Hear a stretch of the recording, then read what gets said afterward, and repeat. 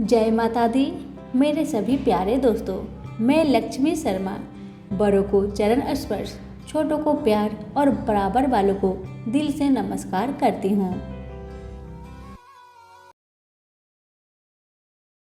सभी प्रेम से बोले उमापति शंकर की जय हो।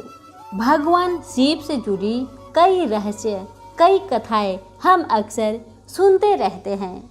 शिव परिवार यानी भगवान गणेश, कार्तिकेय, माता पार्वती, इनसे जुड़ी कथाएं भी हम कई बार सुन चुके हैं, लेकिन बहुत से लोग अभी तक इस बात से अज्ञान है कि भगवान शिव की एक बहन भी थी।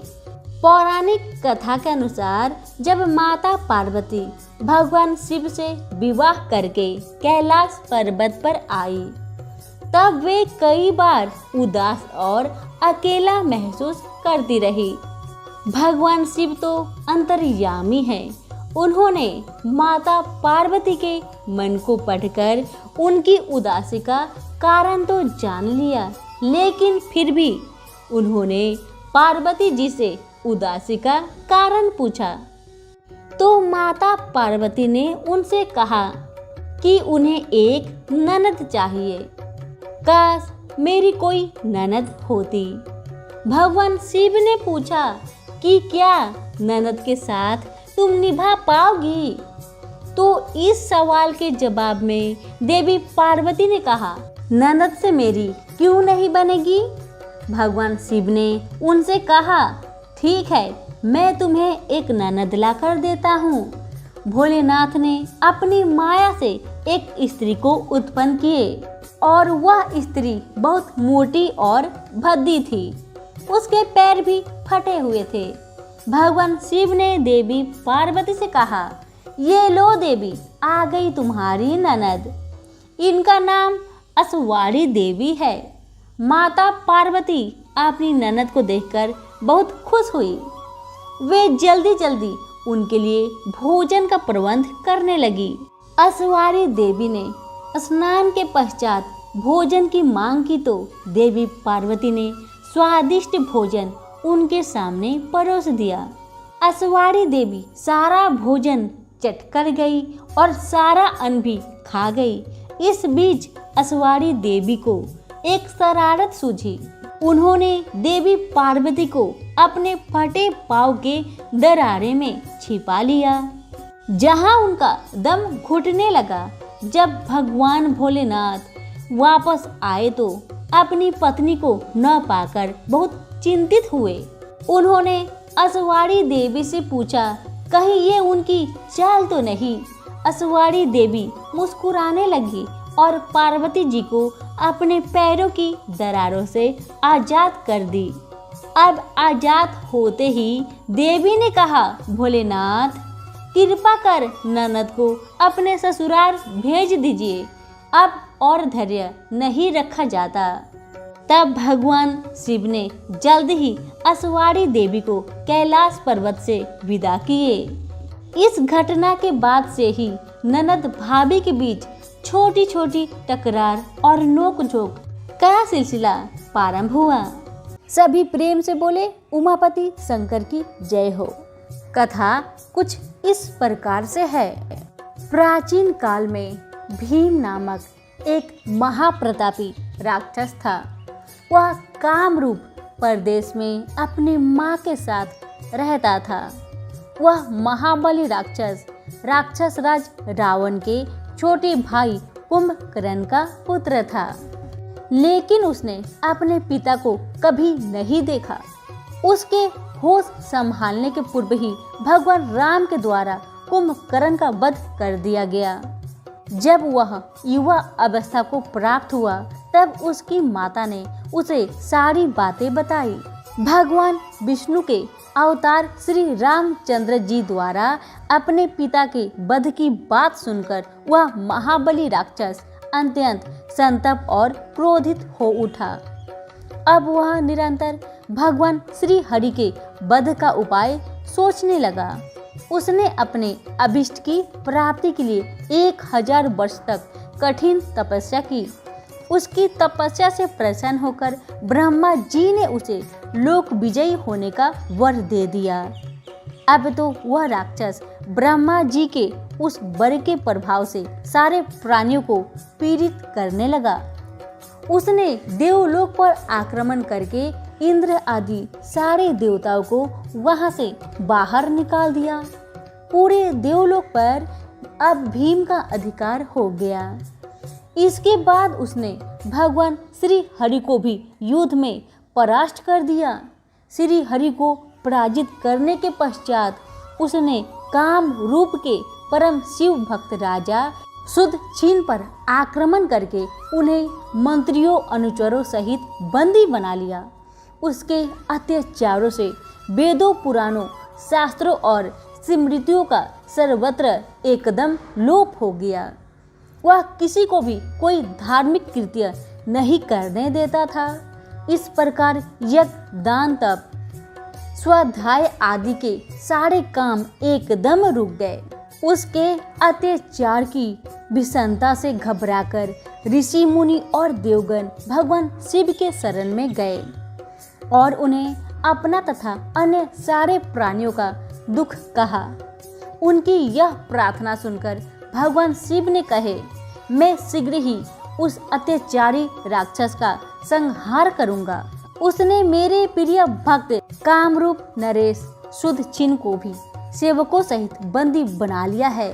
वह अत्याचारी असुर अब और अधिक जीवित रहने का अधिकारी नहीं रह गया है।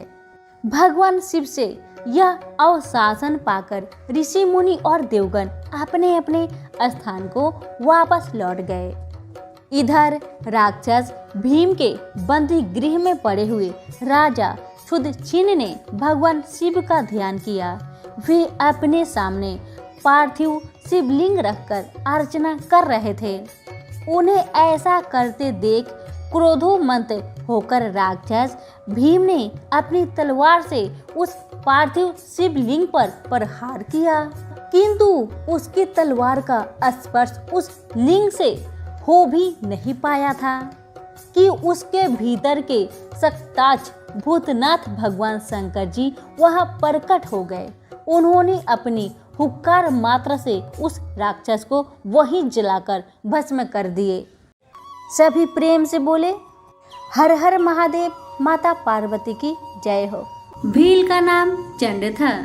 सिंह केतु ने सानिध्य और उसके राज्य में रहने से वह भी धार्मिक प्रवृत्ति का हो गया था। चबूतरे पर स्थापित शिवलिंग जो कि अपनी जलहरी से लगभग अलग हो ही गया था, वह उसे उखाड़ लाया। चंड ने राजा से कहा, महाराज यह निर्जन में पड़ा था, आप आज्ञा दे तो इसे मैं रख लूं, पर कृपा कर पूजन विधि भी बता दीजिए ताकि मैं रोज इसकी पूजा कर पुण्य कमा सकूं।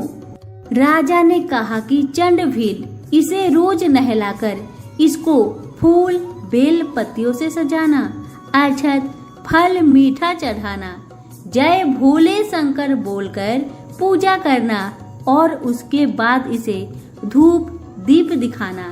राजा ने कुछ मजाक में कहा कि इस शिवलिंग को चिता भस्म जरूर चढ़ाना और वो भस्म ताजी चिता राख की ही हो। फिर भोग लगाकर बाजा बजाकर खूब नाच गान किया करना। शिकार से राजा तो लौट गया, पर भील जो उसी जंगल में रहता था उसने अपने घर जाकर अपनी बुद्धि के मुताबिक एक साफ सुथरे स्थान पर शिवलिंग की स्थापना की और रोज ही पूजा करने का अटूट नियम बनाया। कुछ दिन और बीते तो भीलनी पूजा में पर्याप्त रुचि लेने लगी। एक दिन भील पूजा पर बैठा तो देखा कि सारी पूजन सामग्री तो मौजूद है, पर लगता है वह चिता भस्म लाना तो भूल ही गया। वह भागता हुआ जंगल के बाहर स्थित शमशान गया। आश्चर्य, आज तो कोई चिता जल ही नहीं रही थी। पिछली रात जली चिता का कोई भी नामो निशान न था, जबकि उसे लगता था कि रात को मैं यहाँ से भस्म ले गया हूँ। भील भागता हुआ उल्टे पांव घर पहुंचा। भस्म की डिब्बिया उल्टाई पलटाई पर चिता भस्म तनिक भी न थी। चिंता और निराश में उसने अपनी भीलिनी को पुकारा, जिसने सारी तैयारी की थी। पत्नी ने कहा, आज बिना भस्म के ही पूजा कर ले, शेष तो सब तैयार है। पर भील ने कहा, नहीं, राजा ने कहा था कि चिता भस्म बहुत जरूरी है, वह मिली नहीं, क्या करूं? भील चिंतित हो बैठ गया। भील ने भीलिनी से कहा, प्रिय, यदि मैं आज पूजा न कर पाया तो मैं जिंदा न रहूंगा। मेरा मन बड़ा दुखी है और चिंतित है। भीलिनी ने भील को इस तरह चिंतित देखकर एक उपाय सुझाया। भील न माना, बहुत विवाद हुआ। भीलिनी ने कहा, मैं अपने पति देव और देवों के देव महादेव के काम आने के इस अवसर को न छोड़ूंगी। भीलिनी की जिद पर भील मान गया। भीलिनी स्नान करती है, घर में आग लगाई, घर की 3 बार परिक्रमा की, भगवान का ध्यान किया और भोलेनाथ का नाम लेकर जलते घर में घुस गई। ज्यादा समय न बीता कि शिव भक्ति में लीन हुआ भीली जलकर भस्म हो गई। भील ने भस्म उठाई, भली भांति भगवान भूतनाथ का पूजन किया। शिव भक्ति में घर सहित घरवाली खो देने का कोई दुख तो भील के मन में तो था नहीं। सो पूजा के बाद बड़े उत्साह से उसने भीलनी को प्रसाद लेने के लिए आवाज दी। क्षण के भीतर ही उसकी पत्नी समीप बने घर से आती दिखी। जब वह पास आई तो भील को उसको और अपने घर के जलने का ख्याल आया। उसने पूछा, यह कैसे हुआ? तुम कैसे आई? यह घर कैसे वापस बन गया? भीलिनी ने सारी कथा कह सुनाई। जब धधकती आग में घुसी तो लगा जल में घुसती जा रही हूँ और मुझे नींद आ रही थी। जागने पर देखा कि मैं घर में ही हूँ और आप प्रसाद के लिए आवाज लगा रहे हैं। सभी बोले, भोलेनाथ की जय हो। एक नगर में एक ब्राह्मणी रहती थी। उसके पति का स्वर्गवास हो गया था। कोई भी उसका धीर धरैया न था, इसलिए वह सुबह होते ही वह अपने पुत्र के साथ भीख मांगने निकल जाती और जो भिक्षा में मिलता उसी से वह अपने और अपने पुत्र की पेट भरती थी। एक दिन ब्राह्मणी भीख मांगकर लौट रही थी तो उसे एक लड़का मिला। उसकी दशा बहुत खराब थी। ब्राह्मणी को उस पर दया आ गई। वह उसे अपने साथ घर ले आई। वह लड़का विदर्भ का राजकुमार था। पड़ोसी राजा ने उसके पिता पर आक्रमण करके उसके राज्य पर कब्जा कर लिया था, इसलिए वह मारा मारा फिर रहा था। ब्राह्मणी के घर में वह ब्राह्मण कुमार के साथ रहकर पलने लगा। एक दिन ब्राह्मण कुमार और राजकुमार खेल रहे थे। उन्हें वहां गंधर्व कन्या ने देख लिया। वे राजकुमार पर मोहित हो गई। ब्राह्मण कुमार तो घर लौट आया, लेकिन राजकुमार अंशुमति नामक गंधर्व कन्या से बात कर रहा था। दूसरे दिन अंशुमति अपने माता पिता को राजकुमार से मिलाने ले आई। उनको भी राजकुमार पसंद आया। कुछ ही दिनों के बाद अंशुमति के माता पिता को शंकर भगवान ने सपने में आदेश दिया कि वे अपनी कन्या का विवाह राजकुमार से कर दे। फलतः उन्होंने अंशुमति का विवाह राजकुमार से कर दिया।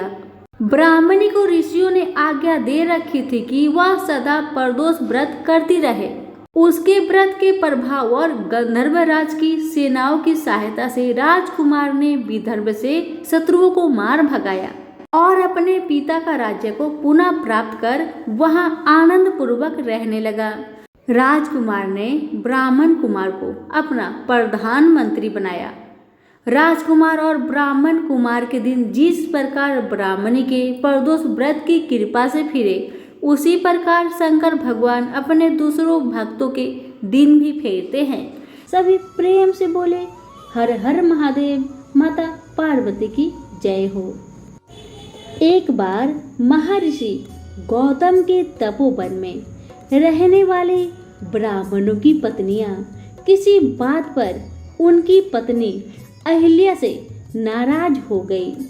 उन्होंने अपनी पतियों को ऋषि गौतम का उपकार करने के लिए प्रेरित किया। उन ब्राह्मणों ने इसके निमित्त भगवान श्री गणेश जी की आराधना की।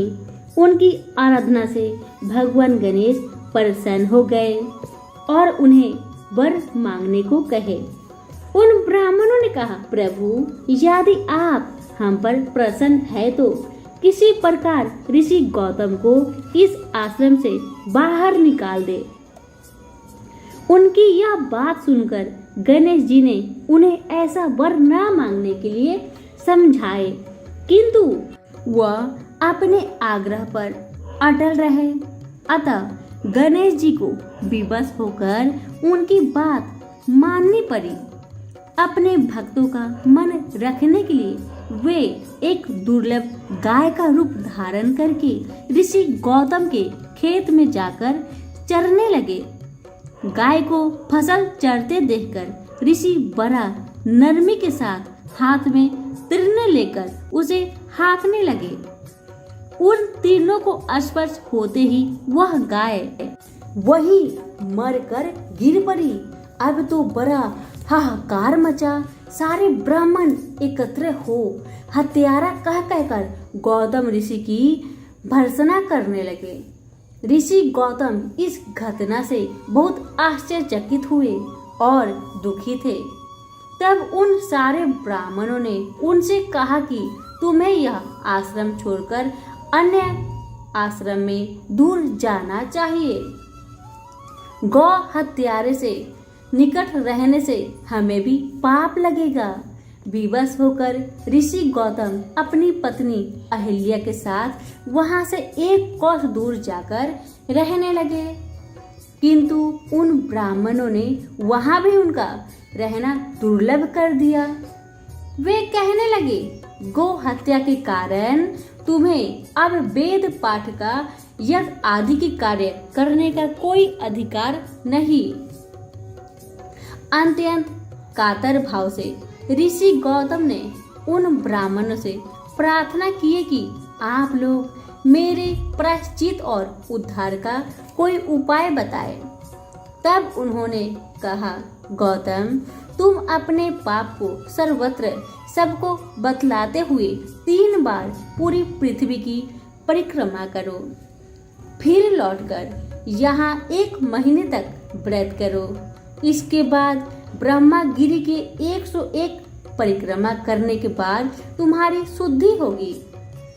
अथवा यहाँ गंगा जी को लाकर उनके जल में स्नान करके 1 करोड़ पार्थिव शिवलिंग से शिव जी की आराधना करो। इसके बाद पुनः गंगा जी में स्नान करके इस ब्रह्मागिरि की 11 बार परिक्रमा करो। फिर 100 घरों के पवित्र जल से पार्थिव शिवलिंग को स्नान कराने से तुम्हारा उद्धार होगा। 11 ब्राह्मण की कथा अनुसार महर्षि गौतम वे सारे कृत्य पूरे करके पत्नी के साथ पुनः तत्लीन होकर भगवान शिव की आराधना करने लगे। इससे प्रसन्न हो भगवान शिव प्रकट होकर उनसे वर मांगने को कहे। महर्षि गौतम ने उनसे कहा, भगवान मैं यह चाहता हूँ कि आप मुझे गौ हत्या से मुक्त कर दे। भगवान शिव ने कहा, गौतम तुम सदैव सर्वथा निष्पाप हो। गौ हत्या तुम्हें छल पूर्वक लगाई गई थी। छल पूर्वक ऐसा करवाने वाले तुम्हारे आश्रम के ब्राह्मणों को मैं दंड देना चाहता हूँ। गौतम ने कहा, प्रभु उन्हीं के निमित्त से तो मुझे आपका दर्शन प्राप्त हुआ है। आप उन्हें मेरा परम हितैषी समझकर उन सब पर क्रोध ना करें। यहीं पर हमारी आज की कथा समाप्त होती है। सभी प्रेम से बोले, भोलेनाथ की जय हो।